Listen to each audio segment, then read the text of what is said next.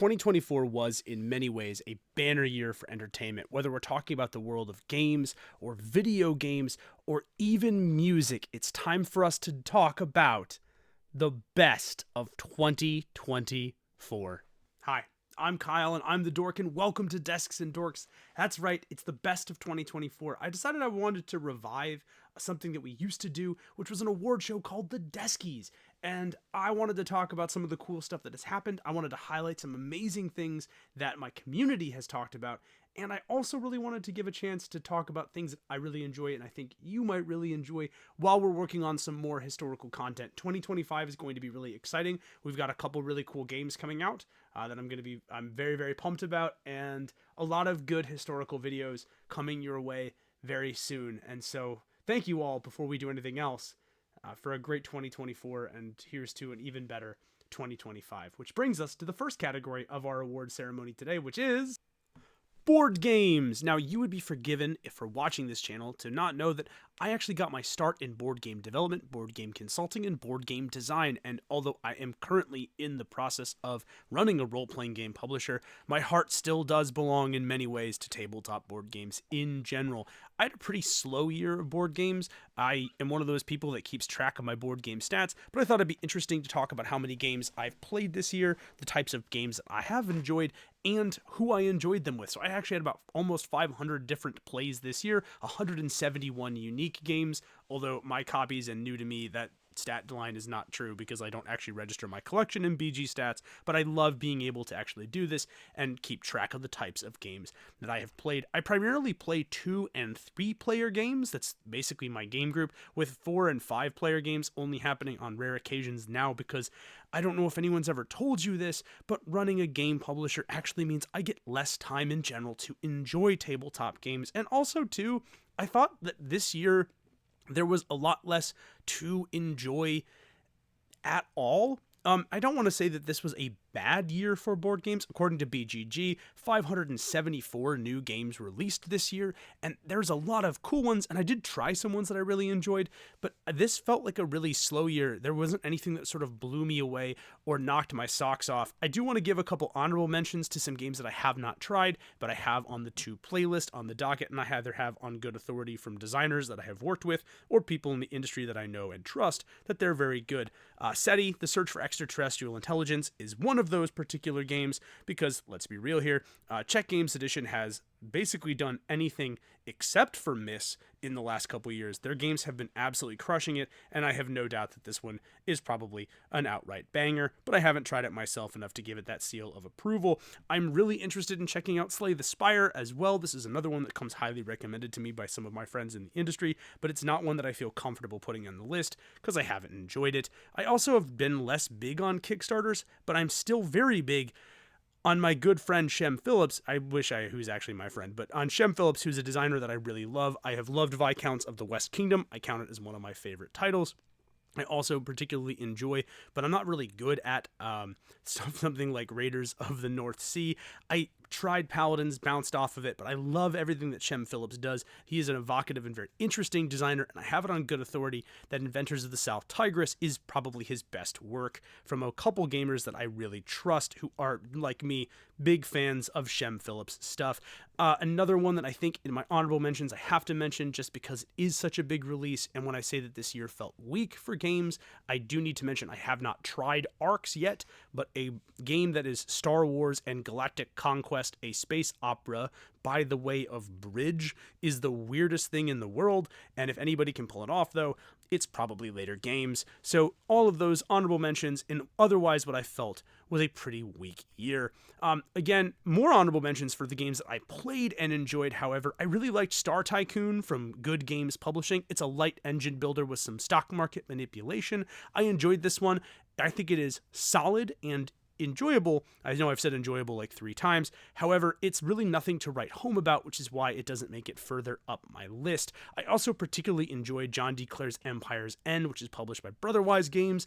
I've actually kind of come around a lot on Brotherwise's more meatier titles. I liked Call to Adventure, but Empire's End is actually like deeply strategic. I really enjoyed this at 2 players. I can't speak to how it would play at more players, but at 2 players, I think this one absolutely sings. Really, really interesting. Because this year felt so weak to me, though, my biggest games were the ones that I have already tried before 2024 and really have come around to even more. That's another important thing and an important distinction for this list. These don't have to come out in 2024. None of the stuff has to come out in 2024. It just has to be stuff that I really enjoyed this year or gained a new appreciation of this year. I think that that's actually a really good caveat to have, because a lot of times I feel like, especially as somebody who is a critic of media, somebody who develops media, I can be so rushed to try new that I often miss out on something that could be an otherwise affecting piece of entertainment, because I'm constantly trying to seek the new thing rather than going back and re-observing something that could have particular special meaning for me. So again, I just have to have tried it this year for it to have been particularly awesome. And that brings me to my top 4 games that I tried this year. So Clover is a game that has come out a while ago, but it remains, I think, probably the thinkiest party game ever. But it's one that, despite being so thinky, isn't impossible to teach to just about anybody, and that has been the really cool part. I have brought this to game groups where they're, the majority of the players are anywhere from 7 to 8, and I've also brought this to team building activities full of high functioning adults. All of them have enjoyed this every single time, and I think that's what's really cool about So Clover, putting the ideas together and finding new and interesting ways to combine words and clues, and realizing that things that might make total sense to you don't make total sense to the people that you're trying to coordinate with, is the joy of this particular game, and that's why I really like it.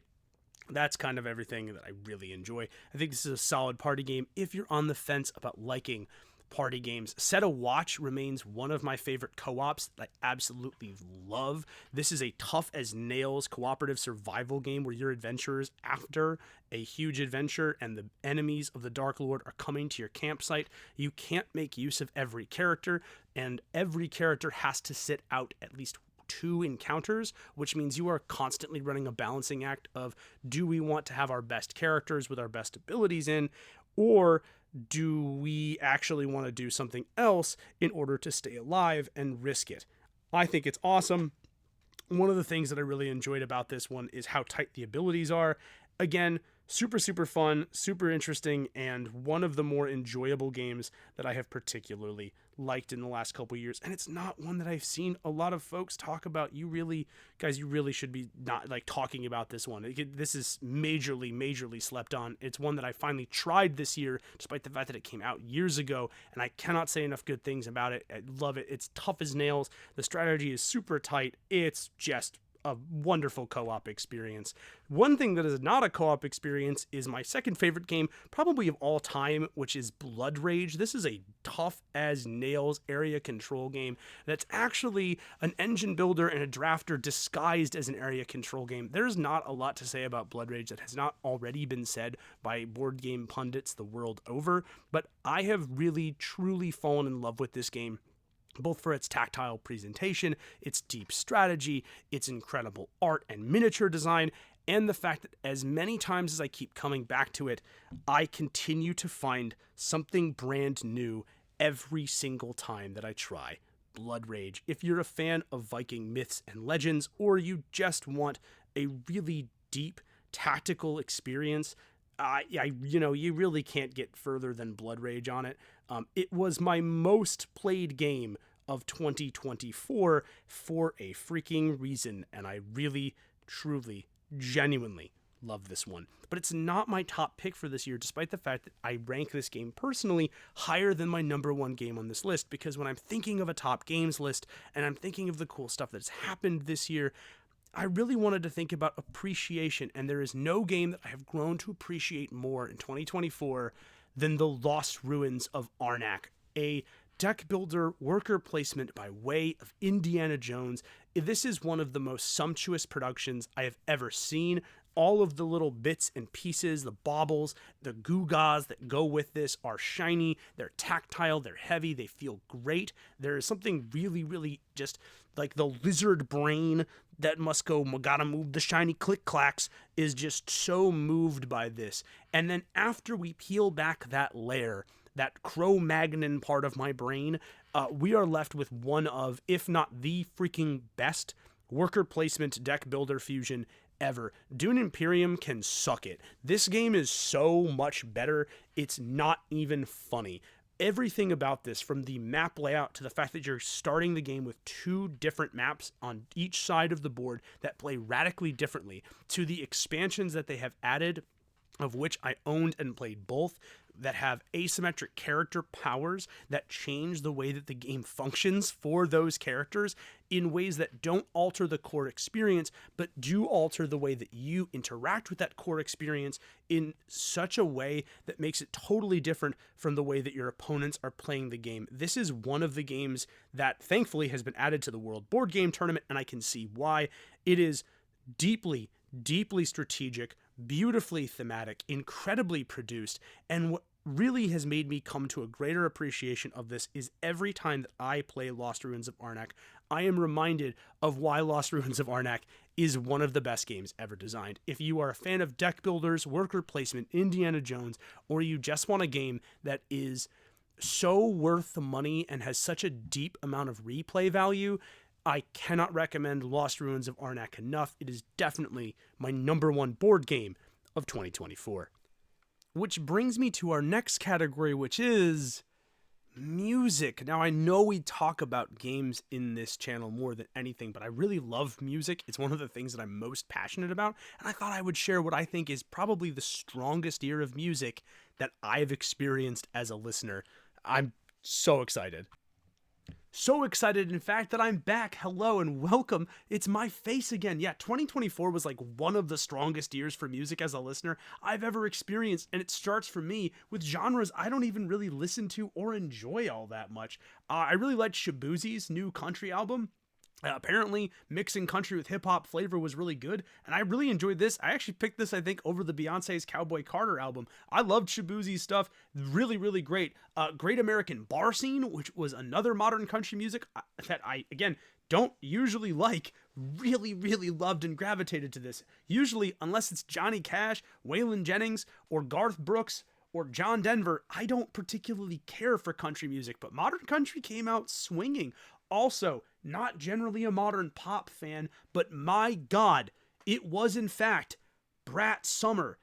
This album slaps. I don't even understand. I'm a full grown ass man driving along, like doing this to songs about going clubbing and like doing cocaine in bathroom stalls. I never thought I would enjoy this type of music, but here we are. Charlie XCX made probably the best pop album I've ever listened to. That might not be the nicest statement in the world. Sorry, Madonna fans. Okay, maybe that's not true. Michael Jackson did make pop albums, so I don't know. It's definitely the best modern pop album I've ever listened to, and it's not close. Yeah, there's not a whole lot to say about this album that most people have not already said. Truly, truly, truly one of the most enjoyable listening experiences, but this might shock you all. I am mostly a hip-hop listener. I listen to a ton of rap and hip-hop music, and 2024 was the best year to be a hip-hop fan in the world. Obviously, we have to talk about Kendrick Lamar and Drake's incredible feud. I never thought I would watch a man be cooked alive on national television, and we would all celebrate it. I mean, Kendrick Lamar made a diss track calling a man a predator and had LeBron crip walking to it in the NBA Finals. Kendrick Lamar is the most diabolical man on this planet, and I am 1,000% here for the smoke. He is my glorious king, and I cannot wait to watch him play the Super Bowl while my Buffalo Bills win. Go Bills Mafia, let's go. Now, with that out of the way, there's other stuff we got to talk about. Quadeca, a YouTuber who basically used to make rap music, has essentially turned his entire career around making a weird indie lo-fi rap fusion that was his last album, an album called I Didn't Mean to Haunt You. I bring this up because this year he released one of my favorite albums of the year, Scrapyard, which is essentially just loose songs off of his last project and songs that aren't going to make it onto the next one. And this 9-10 song album of just loosies is one of the best things that I've listened to, not just in 2024, but period. If you're sleeping on Quadeca, you need to check this out. Glorilla, Megan Thee Stallion, and Big Lotto had incredible incredible years. If you had told me the legacy of Gucci Mane and Project Pat was going to be passed down to these three women, I would have never believed it. But my God, it is the coolest stuff to listen to. Megan Thee Stallion continues to crush it with some great radio anthems. Big Lotto is pulling out all the stops, made Christina Aguilera sound better than she has in years. And Glorilla literally has me just throwing the turked up arms while I'm driving, like every single time. It's insane. I literally have been like doing and a GLE, like what is happening here? If you're not a Glorilla stan, what are you doing? Fix yourself. Glorilla is great. Chef's kiss, absolutely incredible. No notes, 10 out of 10. But I do have 3 albums that were my favorite albums of this year. Oh, before I forget, we got a Denzel Curry project, King of the Mischievous South. That was a banger. Schoolboy Q dropped Blue Lips after being retired. That was a banger. SZA dropped a deluxe version of her album with like 13 new songs. That was a banger. Like, oh my God. What a year for hip hop. Oh, it's so good. It's so good. But yeah, in a year of incredible standouts, we had 3 albums that I thought were head and toes above the rest, or head and shoulders above the rest. Whatever. I don't even care anymore. Let's talk about my glorious king, Kendrick Lamar, and GNX, an album he dropped randomly on a Friday and then just smoked everybody. I mean, literally, what can I say about this that Apple Music hasn't already said, calling him hip-hop's MVP? And they're not wrong. He might truly be the greatest rapper to ever do it. Full stop, period. He dropped a random album on a Friday, and it is a love letter to West Coast hip-hop, to the legacy of Tupac Shakur, to his own home in Compton, to his previous work, and to his unsung collaborators, many of whom make their way on this project. It's experimental, it's wild, it is unapologetically West Coast, and it's unapologetically Kendrick Lamar at his finest. What a freaking victory lap after a year of cooking Toronto's Drake alive. I cannot wait. I hope that the rumors are true and this isn't the real album, that he just dropped this just to see if he could, because oh my God, if that's true and there's another masterpiece looming on the horizon, the world might just explode, and I'm okay with it. My second favorite album of the year is Vince Staples' Dark Times. You would be forgiven for not knowing Vince Staples, despite the fact that he has a Netflix show and a number of successful albums under his belt. Vince is constantly undersung and critically underrated, despite his incredible lyricism, his evocative tones, his mastery of flow and breath control. There's really not enough that I can say about Vince Staples other than to say that if we're talking about who we think the big 3 is of rap music in 2024 and onward, I think Vince Staples is on my Mount Rushmore. And Dark Times might be his most accessible album yet. It is really easy to listen to. The beats, the flows, the way that the whole thing is presented just kind of rides very gently, very smoothly until you listen to the lyrics, and then you realize that this is a deeply personal look at what poverty and a cycle of violence does to a person. It is a Trojan horse of like the worst kind. I remember finishing this album, loving it, and then staring at the wall for 20 minutes and wondering what I was going to do with my life. And then I played the album a second time. Vince Staples is truly rap's nihilist. And, I have nothing but positive things to say about the album, despite the fact that it is, again, a harrowing, brutally honest, and deeply personal look at what cycles of violence and poverty do, not just to a single person, but to a community and to the mindset and culture of that community. I don't think I've ever heard something so authentic and raw in a while, probably since Kendrick Lamar's Mr. Morale and the Big Steppers, and for Vince to do it on an album that is his most accessible because I think it's the easiest in terms of beats and presentation to listen to is an artistic achievement, just par excellence. So shout out to Vince Staples. This album's so good. And last but certainly not least, my favorite album of the year is Tyler, the Creator's Chromacopia. Wow. What a masterpiece. If you had told me years ago the guy who made Loiter Squad on Adult Swim would come in with the most lush soundscapes I have ever heard in my entire life, the most interesting sonic creations I've ever heard. This album is tactile. That's the best way that I can describe it, because I feel like I can touch the beats That's like how raw and how visceral listening to this feels, at least to me. And some of the stuff is just so deep, again, deeply personal, truly authentic to who Tyler the Creator is. But my God, the soundscapes in this album are freaking tacular. Everything in this is just put together, meticulously produced. There is not a note or sound effect that is out of place. And truly, it's a towering achievement. If you're going to go listen to any of the songs that I have, or any of the songs from this album, I would recommend the 3-song run of the first 3 songs in the album. So Saint Chroma into Ra-Ta-Ta into Paranoid.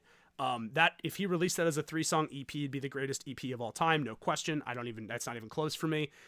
These are 3 of the most like auditorily interesting pieces of music I've ever listened to. Thought I Was Dead, Mask Off are also absolutely phenomenal on the album as well. So a huge shout out to Tyler the Creator for making what I think is the best album of 2024.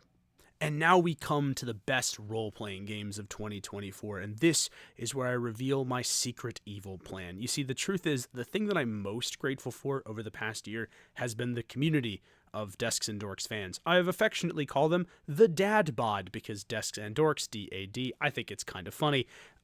However, legitimately, I am really supremely grateful for the community that we have over on Discord. It's been really awesome.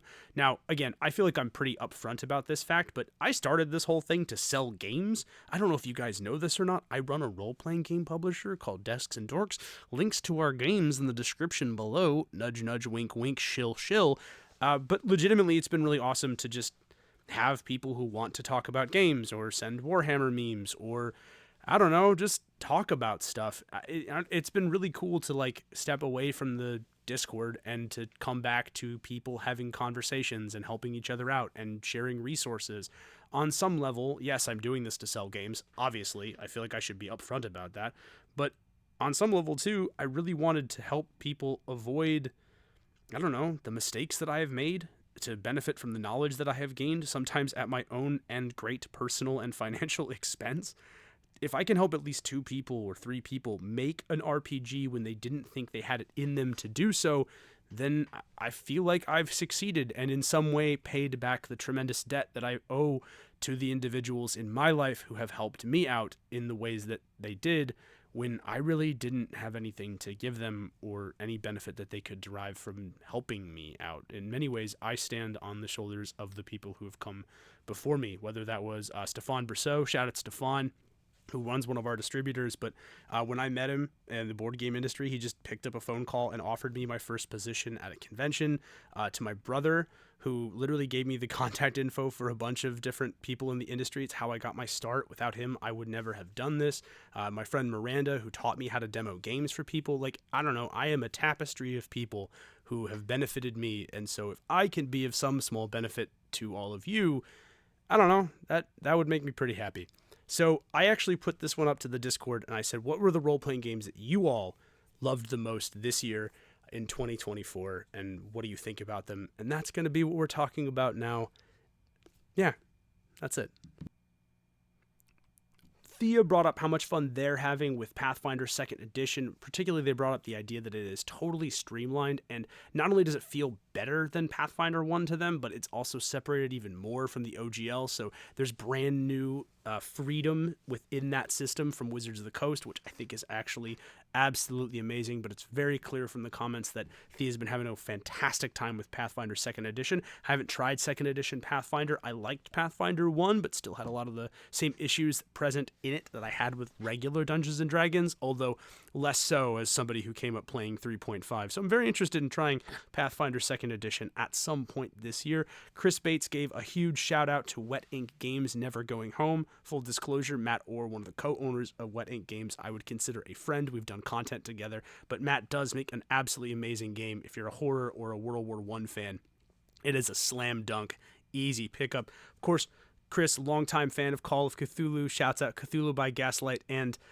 I call myself the ultimate shill, but Chris, of course, throws us a shout out for our 2-player game, You Have Always Lived in the Lighthouse, which has done very, very well for us this year. And, despite the fact that I know Chris says he loves it, sometimes I wonder if Chris is the the one buying the same PDF from me over and over and over again. But I can vouch, of course, for the strength of Never Going Home. What a fantastic system. What a deeply evocative game. Great recommendations there from Chris. Our resident pirate at Salty Nick. I do feel like every Discord should, have their own pirate at some point. But Salty Nick brought up Cheat Your Own Adventure, a game that is based on choose your own adventure novels. It's really only one page, and he says that it's apparently one of the most fun ever. I am stoked. At this point this year, one of my New Year's resolutions is I would like to play more role-playing games. I'm very excited to try this one. With you, Salty Nick, I'm very excited for this. As somebody who grew up reading pretty much every Choose Your Own Adventure book I could get my hands on, I am stoked for this game and a one-page free rule sheet. I mean, come on. That is absolutely amazing, and I'm genuinely so excited to try this system. Twin Steel throw out a ton of different recommendations, but the one that stuck out the most to me was Nimble, which was his first recommendation, because I really like the way that he approached it. Not only does he call this a really wonderfully, stripped down version of Dungeons and Dragons of 5e, but he's managed to talk about how it's bridged the caster and martial class divide, which I think is really cool. But I love that he phrased it as it's being ruthlessly cut down. There's something to be said about a system that decides to take all of the stuff away from its core concept and its core conceit and just strips it away until it's all killer and no filler. And I love this recommendation. And I gotta be honest, look at that art. I mean, that looks like Monster Hunter, basically. That's absolutely spectacular. Maybe something that I should potentially try when I make my follow-up video about Dungeons & Dragons.